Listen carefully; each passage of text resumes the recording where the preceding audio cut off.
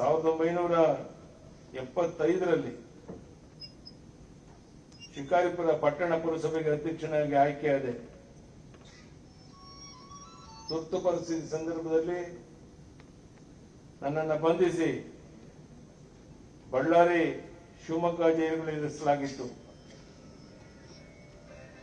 1980ರಲ್ಲಿ ಆಗಿನ್ನೂ ಜನ್ಮ ತಾಳಿದ ಬಿಜೆಪಿ ಪಕ್ಷದ ಶಿಕಾರಿಪುರ ತಾಲೂಕು ಘಟಕದ ಅಧ್ಯಕ್ಷನಾದೆ.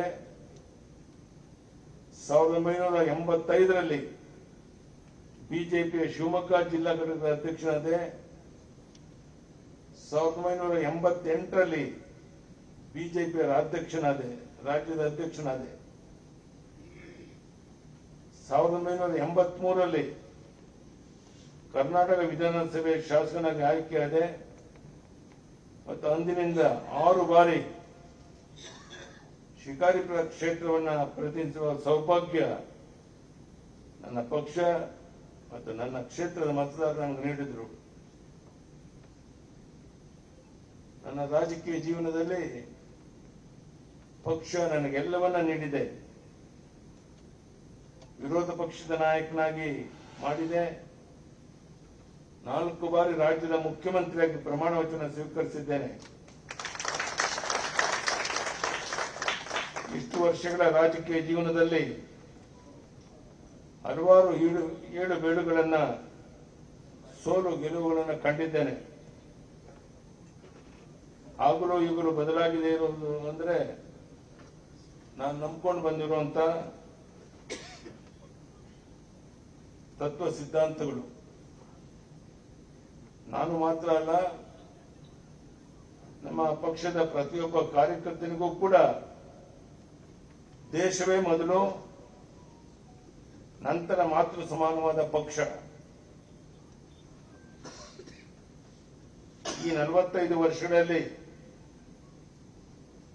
ಪಕ್ಷದ ನಮ್ಮ ದೇವದುರ್ಗದ ಕಾರ್ಯಕರ್ತರ ಸತತ ಪರಿಶ್ರಮಗಳಿಂದ, ಜನರ ಆಶೀರ್ವಾದದಿಂದ ಭಾರತೀಯ ಜನತಾ ಪಾರ್ಟಿ ವಿಶ್ವದ ಅತಿದೊಡ್ಡ ಪಕ್ಷವಾಗಿ,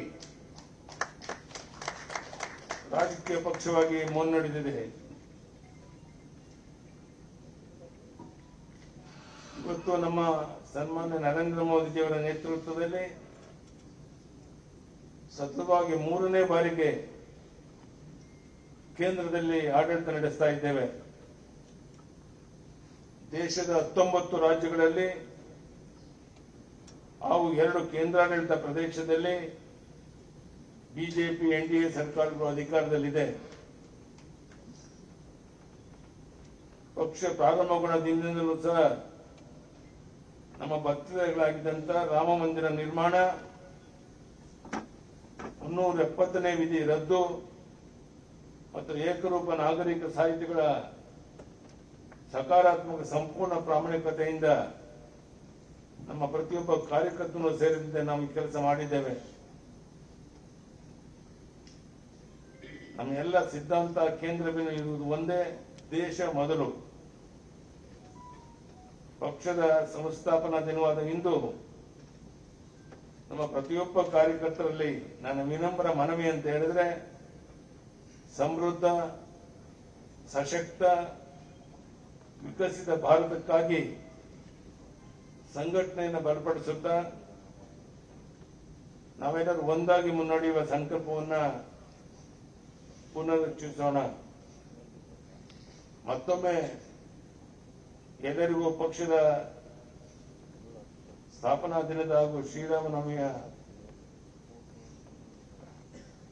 ಶುಭಾಶಯವನ್ನು ತಿಳಿಸುತ್ತೇನೆ.